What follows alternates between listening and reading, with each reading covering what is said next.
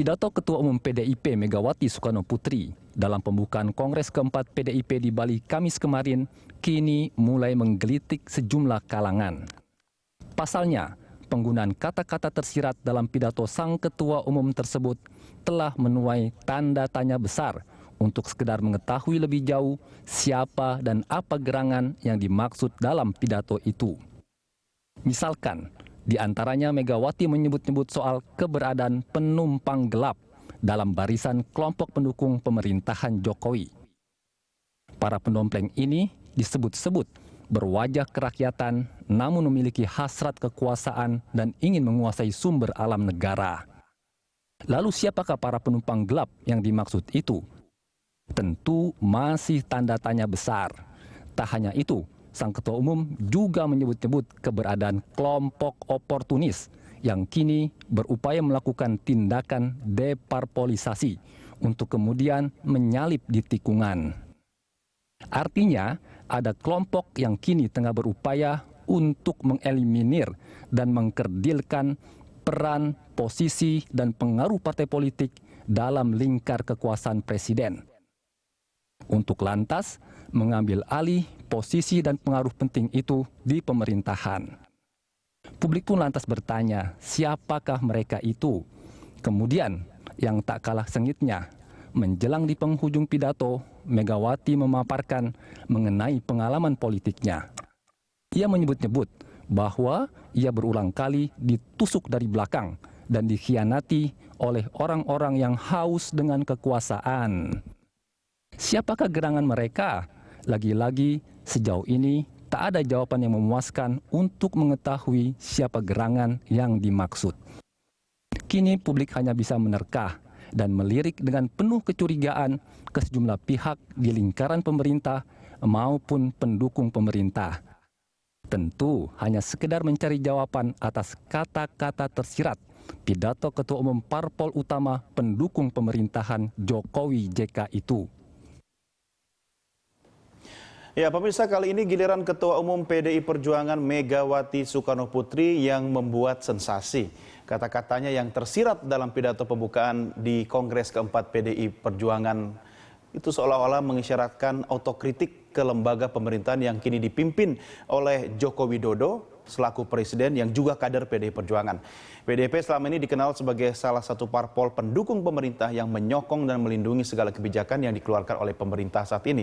Tapi baru kali ini PDI Perjuangan melalui ketua umumnya sendiri mengeluarkan statement yang bersifat peringatan dan koreksi terhadap pemerintahan yang dikawalnya. Tapi sayang pemirsa, penggunaan kata tersirat dalam pidato tersebut kini justru menuai tanda tanya dan kecurigaan di ranah publik. Publik kini malah penasaran dan bertanya-tanya tentang arti dari kata-kata yang tersirat itu.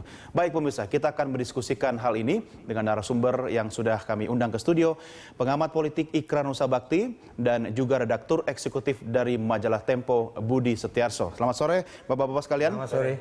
Terima kasih bergabung sama kami dan juga pemirsa, saya ingatkan Anda bisa turut berpartisipasi dalam dialog kita pada kesempatan kali ini. Silakan Anda menghubungi telepon kami di 021 529 00311 atau silakan kirimkan SMS di nomor 0812 819 12571. Anda pengguna akun sosial media bisa mention kami via Twitter di @berita1tv atau Facebook kami di Berita1TV.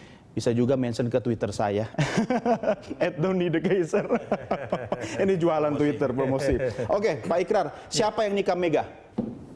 Terus terang saya juga nggak tahu ya, karena kalau dikatakan bahwa ada yang menikah Mega, lalu orang jadi bertanya, apakah itu orang dalam kabinet atau di luar kabinet? Dan kalau kemudian banyak orang mencurigai apakah itu yang dimaksud adalah trio singa itu ya, trio macan. Juga disebut trio macan ya, yaitu Seskap Andi Wijayanto, kemudian Luhut Binsar Panjaitan sebagai kepala staf presiden, dan kemudian juga Rini Sumarno yang sekarang juga menjadi Menteri BUMN ya. Nah, jadi pertanyaan kita adalah kalau kita lihat Rini maupun Andi kan udah menjadi tim cukup lama, bahkan sebelum Pilpres. Betul. Kan? Kemudian Luhut Binsar Panjaitan ketika pemilu presiden dia juga sudah cukup aktif di situ ya, walaupun memang mungkin tidak terang-terangan, tapi begitu dia menyatakan terang-terangan bahwa dia mendukung Jokowi JK, itu kan dia juga menjadi aktivis di dalam tim sukses dalam tadi kutip pemenangan pemilu. Nama-nama ini kan juga aktif di rumah transisi Jokowi kan? Betul ya. Jadi kalau kita lihat di Cemara 19 ataupun dimanapun mereka berkantor ya, baik itu apakah yang di Kuningan di Mega Kuningan kan juga mereka juga sudah mulai aktif juga ya. Dan Rini sendiri kan bukan orang baru di PDIP ya. Maksud saya sejak 99 atau sejak Megawati menjadi presiden pun ataupun wakil presiden itu dia juga sudah aktif dekat dengan Megawati. Makanya kemudian kalau ada yang dikatakan menusuk dari belakang, lalu siapa penumpang gelap itu juga siapa kan gitu kan. Nah, artinya menusuk dari belakang atau penumpang gelap itu kan bukan berarti orang itu tidak dikenal. Bisa saja orang-orang yang selama ini berada di lingkungan Megawati sendiri. Andi Wijayanto kan orang yang dikenal sejak kecil Megawati, katanya dulu gendong-gendong dia. Kemudian Rini Sumarno adalah orang yang satu-satu dari sedikit orang yang bisa tidur di kamarnya Bu Mega itu sendiri. Justru itu ya, dan karena kedekatan itu ya, saya tidak percaya kalau kemudian dua orang itu menjadi orang yang musuh dalam selimut belakang ya, menikam dari belakang. atau musuh dalam selimut. Kenapa demikian? Karena Andi itu kan Anda tahu dia adalah anaknya Pak Teo Safei dan Teo Safei itu boleh dikatakan tangan kanannya Meda waktu beliau masih hidup ya. Betul. Dalam baik itu pemilu presiden 2004 maupun 2009 dan kemudian 2014 itu kebetulan beliau udah almarhum. Dan memang dia juga mengingatkan kepada anaknya kalau bisa dia juga bisa membantu PDIP, dia juga bisa membantu khususnya Megawati di dalam Pilpres dan sebagainya ya. Jadi itu, dan saya tidak yakin seorang Andi Wijayanto yang saya kenal baik ya, karena sama-sama kita dulu aktif dalam security sector reform ya, kemudian menjadi Brutus gitu ya. Dan saya tidak yakin benar. Kenapa demikian? Karena Andi itu tidak ada pekerjaan di kabinet pun, dia masih tetap memiliki pekerjaan yang cukup terhormat sebagai dosen. Dia bukan oportunis? Dia bukan oportunis. Kenapa bukan oportunis? Karena tadi saya katakan bahwa dia punya pekerjaan tetap sebagai dosen bidang hubungan internasional dan juga kajian militer, kajian strategis, kajian intelligence di Universitas Indonesia. Oke, tapi artinya begini Mas Budi, kalau misalnya Brutus ini adalah orang dalam lingkungan dekat, kan bisa saja orang-orang itu sudah dikenal, berada di area satu, cuma tidak dapat restu. Dikenal tanpa restu itu dianggap sebagai penikam. Ya, sekali lagi saya juga sama dengan Pak Ikrar. Saya tidak tahu betul siapa yang dimaksud. Ini kan kita meraba-raba dari sebuah pidato politik pembukaan Kongres yang sebenarnya kan terdiri dari beberapa hal kan. Pidato kalau kita lihat dari performa, saya kira Bu Mega kemarin cukup bagus. Mungkin karena pakai teleprompter dia ekspresif begitu ya. Iya, gesturnya juga Oke, terutama ketika membacakan puisi yang terakhir itu. Iya, dengan air mata. Dengan air mata. Tapi jangan lupa sebelumnya Pak SBY juga kayak begitu, tapi dikritik Bu Mega loh. Iya. Maksud saya di situ ada dia mungkin berusaha mengungkap kebesaran Soekarno, ayahnya. Lalu kemudian masuk ke ideologi yang dia ungkapkan panjang lebar tentang revolusi mental. Iya. Dan menurut saya yang paling penting justru di bagian yang terakhir, yaitu dia menganggap ada usaha untuk memisahkan partai dengan dengan kekuasaan yang dia sebut sebagai partai itu sebagai problem begitu ya. Nah, saya pikir kalau kita lihat kenyataan politik kan begitu ya. Jadi apa yang sekarang dipercaya oleh Pak Jokowi di istana itu kan banyak yang dipersepsikan sebagai orang-orang non partai. Ya. Jadi itu yang dimaksud penumpang gelap. Ya, saya kira tidak tahu apakah itu yang dimaksud atau memang ada personal-personal seperti yang sudah disebutkan Pak Ikrar tadi. Saya pikir atau mungkin juga gabungan dari itu. Kalau kita lihat kan betul Pak Andi Wijayanto, Bu Rini dulu hubungan dengan Bu Mega sangat dekat, tapi belakangan mungkin ada persoalan sehingga mereka terpisah dalam jarak yang sepertinya tidak ada jembatannya begitu ya. Ini aja bahasa sudah mulai puitis. Sehingga dalam beberapa kesempatan saya pikir Megawati juga menginginkan paling tidak 3 orang itu segera diganti dari kabinet. Iya, kalau Megawati sangat dekat dengan ketiga orang itu kenapa minta diganti? Ini kan masalah restu ketua umum terhadap. Dan itu pernyataan sudah disampaikan kepada One Team Press, saya pikir untuk disampaikan kepada Presiden. Ya, saya tidak tahu sebetulnya apa yang terjadi dalam hubungan tiga orang ini kan. Kalau kita lihat berbagai tulisan yang juga dulu Tempo pernah memuatnya kan, kalau dulu Bu Mega berpergian ke luar negeri gitu selalu ada mengatur Bu Rini. Rini Sumarno. Juga Andi Wijanto juga ketika beberapa komunikasi politik juga selalu dia ada di sekitar Teuku Umar. Nah, tapi kenapa itu kemudian terpisah? Ya itu masih menjadi misteri. Atau kita sih ada bisa menduga-duga. pihak lain yang bermain mengail di air keruh di antara tiga orang ini. Maksud Anda? Artinya sebenarnya ada intervensi atau pengaruh orang lain yang membuat hubungan mereka menjadi keruh. Ya mungkin, tapi kalau kita lihat ya, beberapa partai politik yang menjadi kendaraan Pak Jokowi kan juga tidak terlalu happy belakangan kan. Mungkin setelah mendapatkan beberapa pos, tapi setelah itu terputus komunikasi politiknya. Dulu mungkin Pak Surya Paloh bisa keluar masuk istana dengan mudah, sekarang mungkin ada batasnya. Dibatasi. Dulu bisa parkir di depan istana, sekarang tidak bisa lagi parkir di depan Ya nggak bisa lah, cuma presiden saya aja nggak boleh. Tapi kan kalau kita lihat beberapa saat setelah pelantikan presiden dia bisa keluar masuk ke situ. Tapi sekarang tidak bisa lagi. Nah barangkali itu ada hubungannya dengan persoalan-persoalan itu. Kalau bagi saya, sebetulnya mana sih yang lebih penting bagi publik gitu ya? Apakah hubungan personal antara Megawati, Jokowi, dan kemudian orang-orang yang kita curigai sebagai yang dimaksud dengan Ibu Megawati? Kalau menurut saya, kalau sebaiknya ya Pak Jokowi memang penting berkomunikasi dengan mereka. Tapi kalau dia menganggap ada suatu persoalan yang dia harus ambil keputusan dan mungkin sedikit merugikan partai, ya ambil aja. Tapi kan statement ini Pak Ikrar diulang-ulang terus.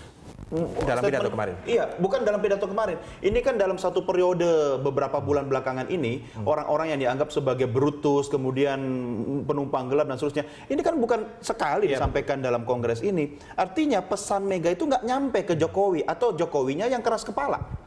Jadi begini ya, itu yang memang kita harus melihat ya, itu bos-bos partai-partai itu ya, baik itu Megawati, Surya Paloh, kemudian Muhaimin Iskandar, kemudian juga Sutioso, dan termasuk Yusuf Kala juga ya, itu juga memang harus menyadari ya, bahwa mereka juga tidak bisa mengatakan bahwa Jokowi itu adalah peminjam kendaraan. Kenapa demikian? Sebab kalau kita lihat ya, kalau nggak ada Jokowi, ini partai-partai ini juga tidak akan ada di pemerintahan. Jangan-jangan malah Jokowi yang dipinjam sebenarnya. Betul. Kalau tidak ada JK, juga Jokowi juga belum tentu menang menjadi presiden. Jadi itu yang harus diingat juga ya. Dan kemudian yang juga harus difahami juga ya, bahwa memang harus ada batas antara partai dengan pemerintah ya.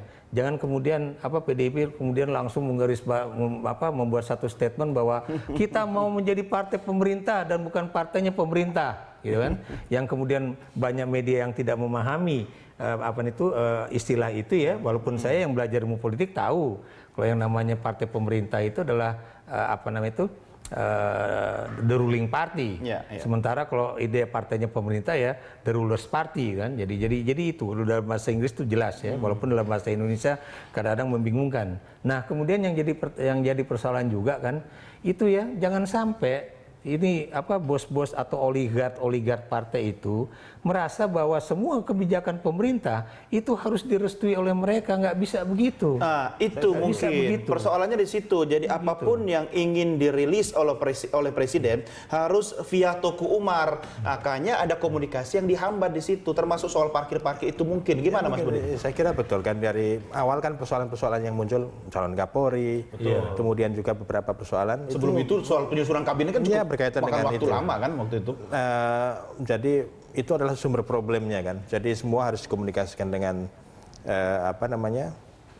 partai-partai pendukung itu, dan itu partai pendukung pun sebenarnya pada personal-personal yang menjadi oligark. Oligark. Cuma mabesnya di Teuku Umar. Jadi model partai kita kan memang betul-betul mengandalkan pada person-person yang karismatik gitu ya. Jadi Megawati dengan PDIP dengan Megawati, Nasdem dengan Surya Paloh, dan yang lainnya juga begitu.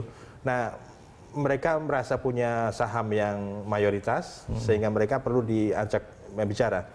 Betul bahwa komunikasi politik dengan partai pengusung tentu saja penting, tapi kan juga ada batasnya seperti yang dikatakan Pak Ikrar tadi. Apa namanya? Yang nentuin batas siapa? Bagaimanapun presiden kan kepala negara dia. Banyak ungkapan ada ungkapan satu yang populer itu kan, begitu kita mulai menjadi presiden maka berakhirlah loyalitas pada partai gitu. Saya pikir mereka harus menyadari itu gitu. Jadi kalau mereka sadar maka tapi mungkin dalam kasus Jokowi berbeda karena Jokowi dianggap tidak terlalu berkeringat. Bagaimana Anda melihat? Iya, itu debatable ya, karena memang kalau kita lihat popularitasnya kan juga Kalau Anda katakan bahwa Jokowi tidak berkeringat, pertanyaan saya kemudian, apakah kemudian PDIP itu punya calon presiden lain kecuali Ya, artinya dibalik dong, tidak keringat aja Jokowi bisa mengangkat PDIP, apalagi kalau berkeringat gitu. Ya, jadi dan kalaupun kemudian PDIP merasa bahwa itu kan gara-gara kami Jokowi bisa jadi presiden, udah jelas-jelas angka untuk pemilihan legislatif itu PDIP cuma 18 sekian sementara Pilpres karena Jokowinya 53,1,15 ya. Jadi faktor Jokowinya tinggi. Buat saya iya. Dan bukan mustahil juga, walaupun dulu Puan Maharani mengatakan mana faktor Jokowinya mana dan sebagainya. Itu kalau bukan Jokowi yang jadi calon presiden mungkin juga PDIP-nya lebih rendah daripada itu. Atau begini Pak Ikrar, mungkin dalam kondisi sekarang ini PDIP sudah mulai kehilangan konfidensinya menghadapi Jokowi yang merupakan kadernya sendiri. Jadi begini, ketumnya harus begitu. Kalau kemudian saya kembali ke pidato Megawati ya, dia mengatakan bahwa partai itu adalah memperjuangkan kepentingan rakyat. Kembali ke pernyataan Mas Budi tadi, apakah mempertahankan Budi Gunawan sebagai calon Budi Kapolri? Gunawan ya, bukan Budi yang ini. Budi Gunawan Mas. Ini kan Budi Setiawan. Ini BS, ini BK. Jadi untuk mempertahankan Budi Gunawan sebagai Kapolri ataupun Cawa Kapolri, itu sesuai dengan kepentingan umum. Kan itu jadi pertanyaan juga. Apakah misalnya ketetapan hati dari seorang Jokowi yang tidak mau BG itu menjadi calon Kapolri, itu bukan berarti dia menyuarakan kepentingan umum. Itu juga harus dilihat ya. Dan kemudian kembali ke soal tadi bahwa Andi, kemudian Rini Sumarno ataupun Luhut itu katanya penunggang gelap atau yang menusuk dari belakang. Pertanyaan saya, kalau Anda dalam posisi Andi, Rini atau apa, itu Anda tuh harus kemudian loyal kepada siapa? Kenapa demikian? Karena jelas-jelas itu kan pemerintahan itu dipimpin oleh Joko Widodo. Dan mau tidak mau, karena mereka itu adalah pembantu presiden. Termasuk Luhut yang cuma kepala staf kepresidenan, mau tidak mau dia menjalankan perintah dari presiden untuk mencapai tujuan-tujuan pemerintahan. Betul, setuju Pak Ikrar. Tapi Mas Budi, Pak Ikrar, jangan lupa komunikasi ketiga orang ini sebelum diangkat masuk dalam istana itu kan sudah intensif dengan Megawati sebagai ketua umum partai. Artinya proporsinya tetap harus berimbang itu. Persoalannya kenapa Bu Mega curhat, komplain dalam tanda petik, karena komunikasi ini tidak berimbang sekarang. Jadi mereka jauh dari Tuk Umar sekarang ini. Ya seperti apa yang diharapkan, karena bagaimanapun betul partai-partai memiliki andil yang cukup besar karena sistem pemilihan kita kan juga melalui partai gitu. Tapi kemarin kan juga diakui oleh Megawati dalam pidatonya bahwa dalam pemilihan presiden juga ada unsur-unsur relawan yang kemudian dia curigai juga bahwa mungkin saja ada kepentingan yang berada di balik relawan itu gitu kan. Nah, tapi relawannya diundang juga loh, ada 10 wakil relawan kemarin. Ya, poin saya adalah ini partai betul penting, mereka perlu juga diajak komunikasi, tapi dalam sistem negara kita, pemimpin tunggal itu adalah presiden. Betul. Dia bukan wakil presiden, dia bukan pemimpin negara. Dia hanya ban serep pembantu ya, pembantu. Jangan pakai ban serep lah kesana. Apalagi ketua-ketua partai gitu. Jadi Bu Mega bukan kepala negara, bukan kepala pemerintahan. Pak Surya Paloh juga bukan, Pak Wiranto juga bukan, cuma Pak ini juga bukan. Pemegang saham pada waktu Pilpres, bukan ketika sekarang. Betul. Jadi sekali lagi betul bahwa mereka mungkin perlu diajak komunikasi gitu sebagai fatsun politik, tapi itu bukan kewajiban mutlak gitu. Betul. Bahwa Presiden Jokowi pengen berkomunikasi dengan mereka, oke, tapi tentu saja ada batasnya dong. Kalau sudah melampaui dignity gitu ya. Ya tinggal aja menurut saya sih. Ini keras sekali. Nanti masalah bikin rame lagi. Nanti berita utama di Tempo minggu depan. Pak Ikrar, dulu saya ingat betul ya, komunikasi politik yang dibangun Pak SBY itu kan sering kita diskusikan ya kan, itu pun menimbulkan reaksi pro dan kontra bahkan kritik. Apakah Anda tidak melihat ada pola baku yang dibangun oleh Presiden Joko Widodo untuk melaksanakan komunikasi politik dengan pihak-pihak pemegang saham tadi itu? Jadi begini ya, kalau saya melihat ya, ini cuma persoalan pembagian kue, ya, pembagian kue baik dalam artian melalui kebijakan pemerintah. Bukan soal kabinet. Itu termasuk juga ini pembagian kue yang non fisik ya, non sumber daya manusia. Ada juga pembagian kue yang terkait dengan sumber daya manusia ya, yang tadi Anda katakan misalnya jatah kabinet, kemudian juga akses ekonomi. Ya, akses ekonomi itu termasuk yang non SDM tadi, atau kemudian yang misalnya jabatan-jabatan di BUMN dan sebagainya. Komisaris. Kalau kemudian orang-orang PDIP ngamuk gara-gara misalnya di di jajaran-jajaran komisaris ataupun direktur utama ataupun direktur BUMN itu tidak banyak orang partai, pertanyaan saya, sadarkah mereka bahwa memang di BUMN itu harusnya tidak ada orang partai? Iya, harusnya profesional. Betul. Dan kalaupun kemudian dikatakan bahwa banyak sekali orang dari pro Jokowi, saya kebetulan menjadi anggota WhatsApp group ya, yang juga terkait dengan relawan juga. Saya bukan relawan, tapi diikutkan di dalam diskusi-diskusi itu. Biasanya mereka diikutkan dulu juga marah. Kenapa mereka marah? Karena ini gimana sih sebuah harian ibu kota menaruh bahwa itu kader PDIP dan relawan itu banyak di komisaris. Padahal kalau Anda hitung nggak banyak. Lebih banyak orang yang dari luar PDIP dan luar relawan yang jadi komisaris cuma 4 kalau nggak salah ya. Di luar kubu ya, itu. Jadi itu kalau kita perhatikan. Jadi yang ingin saya katakan di sini, mudah-mudahan ya konflik-konflik ini berakhir ya, pada 6 bulan pertama pemerintahan Jokowi ini. Yang bisa membuat itu berakhir apa? Selama mungkin trio macan masih di situ, mungkin akan terus ada konflik. Pertanyaan saya, gangguan apa atau hambatan apa yang dibuat oleh trio singa itu? Itu yang harus dijawab ya.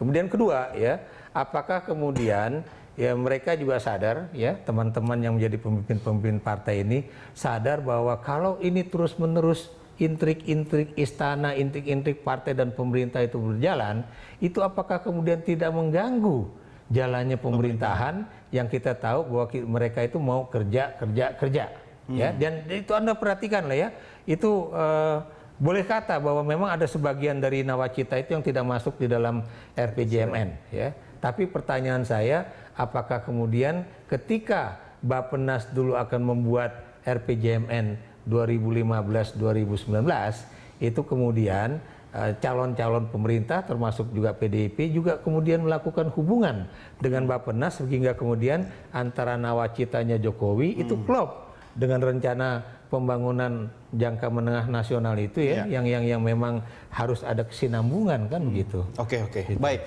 Ya, Bapak sekalian dan juga pemirsa, saya ingatkan Anda bisa berpartisipasi dalam diskusi kita kali ini. Dan pemirsa, Megawati dalam pidato politiknya mengkritik pihak yang mengatakan bahwa partai politik hanya sebagai ornamen demokrasi atau alat tunggangan semata. Kita simak sama-sama statement dari Ketua Umum PD Perjuangan Megawati Soekarnoputri.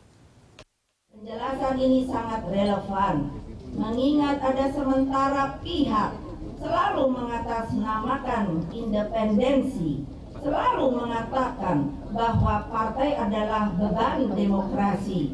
Saya tidak menutup mata terhadap berbagai kelemahan partai politik. Disinilah kritik dan otokritik kami jalankan. Namun, mengatakan bahwa partai hanya sebagai ornamen demokrasi dan hanya sekedar alat tunggangan kekuasaan politik sama saja mengerdilkan makna dan arti kolektivitas partai yang berasal dari rakyat. Fenomena ini nampak jelas ketika pada saat bersamaan muncullah sebuah gerakan deparpolisasi. Sentimen anti partai pun makin lantang diteriakkan dalam kerumunan liberalisasi politik. Saya yakin bahwa proses deparpolisasi ini tidak berdiri. Mas Budi ada komentar? Pidato Bu Mega? Sebutkan tadi memang salah satu bagian yang menjadi pokok pikiran pidato itu kan. Iya. Jadi dia mengkritik atau mempersoalkan adanya pandangan bahwa partai politik ini hanya dianggap sebagai kendaraan saja. Iya. Setelah itu ditinggal. Lalu dia kemudian menyebut ada relawan yang ditunggangi oleh orang-orang di belakangnya.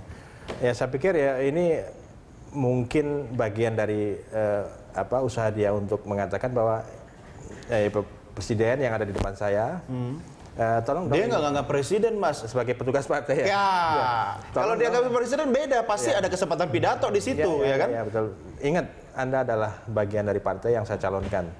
Anda tidak bisa lepas dari kepentingan kita. Dan ya kita harapkan itu bukan tidak segera dipenuhi gitu kan. Ya sekali lagi betul dia dicalonkan oleh partai, tapi dia bukan presiden yang Bukan presidennya satu-satunya partai. mewakili partai. Iya. Ada banyak orang yang memilih rakyat, ya. dia, dan mungkin yang perlu diingat oleh juga PDI bahwa dia sekarang bukan oposisi loh. Kenapa dia selalu menyerang presidennya? Kok gayanya kayak oposisi gitu Kayaknya ya? seperti oposisi. Dalam sebuah rapat di DPR yang tertutup untuk jurnalis ya, Iya. itu kan betul-betul yang keras sekali, Lah katanya tertutup, kok tahu? yang keras sekali tentang pencalonan BG kemarin. Itu adalah PDI. Gitu. Jadi seolah-olah dia sebagai partai, bahkan orang-orang partai politik yang dulu berseberangan ya, yang mendukung Pak Prabowo merasa tersenyum-tersenyum. Yang oposisi siapa? Dalam pembelajaran politik saya bingung nih Pak Iker. Hanya ada di Indonesia kayaknya kayak begini. Itu yang saya bilang waktu itu, berbagai kesempatan ya, termasuk diskusi tertutup. Saya bilang ini hanya ada di Indonesia. Atau hanya ada di PDIP ya? Enggak, di Indonesia, karena kan kasus dulu SBY ataupun SBY Budiono juga yang mengganggu kan sama aja partai-partai. Cuma yang di situ bukan Partai Demokrat yang mengganggu. Cuma ini partainya memang sendiri. benar Anda juga ya. Ini partai sendiri, PDIP ya. Saya juga mendengar cerita itu ya. Jadi waktu rapat konsultasi antara DPR dengan Presiden kemarin, itu ada teman, seorang yang anggota terakhir DPR. kemarin sama Ketua DPR. Ya, itu dari partai bukan KIH loh ya, dari KMP. Dia bilang, Mas, itu masih aku heran Mas, teman-teman PDIP itu nggak punya ewuh pakewuh, nggak punya rasa sopan santun kepada Presiden Republik Indonesia, Joko Widodo. Itu kata-katanya tuh begitu memborbardir, pokoknya dia harus ini BG, wah macam-macam lah gitu kan. Sementara kami ini yang dari KMP itu masih merasa beliau itu adalah Presiden Republik Indonesia. Iya, Itu yang betul. buat saya ini sebuah anomali politik ya. Iya. Bahwa kalau Dan Anda itu perhatikan, di undang-undang loh, presiden itu sebagai pemimpin kepala negara ada undang-undang protokol yang harus menjaga wibawa presiden. iya kayak misalnya ya di dalam pidato sambutannya Megawati itu ya, itu kan cuma disebut misalnya yang terhormat Presiden Republik Indonesia, Wakil Presiden Republik Indonesia tanpa menyebut namanya. Sementara yang lain-lain Ini ketua artinya partai apa? itu. Artinya apa? Buat saya pelecehan itu terhadap jabatan presiden dan wakil Tapi kan presiden. Joko Widodo datang tidak dengan kapasitas Presiden Republik Indonesia, dia pakai seragam partai. Buat di saya situ. itu juga adalah kekhilafan besar ataupun kesalahan besar yang dilakukan oleh Jokowi sebagai Presiden Republik Indonesia. Jokowi mau rekonsiliasi, Pak. Justru itu, tapi kan yang terjadi bukan rekonsiliasi tapi maki-maki terhadap dirinya. Kenapa dia Itu tidak diberikan menggulirkan. kesempatan untuk pidato? Itu yang juga harus kita pertanyakan ya. Harusnya juga teman-teman itu juga menghargai Jokowi itu bukan petugas partai ya, tapi dia adalah kader partai yang kebetulan terpilih menjadi presiden. Dan buat saya harusnya Jokowi juga dilarang. Itu harus ada protokol kenegaraan yang melarang seorang presiden Republik Indonesia menggunakan atribut partai, Betul. termasuk juga jaket merah kemarin. Karena buat saya seorang presiden dari partai apapun mereka berasal, begitu terpilih menjadi presiden, dia harus menanggalkan Lepas semua atribut partai politik pendukung ataupun partai yang dipimpinnya. Nah, cuma ini persoalan ini adalah pembelajaran politik buat kita ya, karena kebetulan ini presiden kita yang sekarang ini bukan orang besar seperti SBY. Apa maksudnya orang besar ini? Orang besar badan dari besar, jiwa badannya besar, badannya besar, kemudian juga pernah menjadi orang besar ya, punya kepangkatan misalnya jenderal atau apa ya, tapi dia adalah wong cilik, tukang mebel ya, dan itu kemudian dia juga bukan pemimpin partai, makanya kemudian seolah-olah Megawati dan teman-teman itu pemimpin partai itu seolah-olah mengkerdilkan posisi dia, dan buat saya ini penghinaan terhadap tadi saya katakan yang mulia Bapak Presiden Republik Indonesia. Dan buat saya tuh, makanya saya tadi pagi di sebuah stasiun televisi swasta juga kembali balik justru memaki-maki. Oke, ini PDIP jelas dan duduk sebagainya. persoalannya. Malah sebenarnya Mas Budi, Kongres PDI Perjuangan yang berlangsung dengan pidato pembukaan ketua umumnya yang membahana itu adalah ajang menunjukkan supremasi Megawati Soekarno Putri di hadapan Presiden Republik Indonesia. Ya mungkin itu kesan yang ingin ditampilkan oleh Megawati gitu ya. Tapi kalau kita kembali ke fatsun atau apa, seberapapun kelemahan banyak ya yang dimiliki oleh Pak Jokowi, tapi dia adalah seorang presiden, seorang kepala negara. Iya. Kita tentu tidak menutup mata bahwa banyak sekali kelemahan yang dimiliki oleh Presiden Jokowi. Iya. Tentang keputusannya yang kadang-kadang terburu-buru. Iya. Tentang Tapi jangan lupa, kecerobohan. dialah presidennya. Tapi jangan lupa bahwa dia adalah presiden, seorang kepala negara yang memimpin orang yang lebih banyak daripada kader-kader partai yang dimiliki oleh PDI Perjuangan. Atau mungkin di situ sebenarnya presidennya adalah Megawati Soekarno Putri, Jokowi penggantinya. Ada yang belum rela gitu. Oke, kita lanjutkan di segmen berikutnya. Baik pemirsa, tetap bersama kami segera kembali sesaat lagi.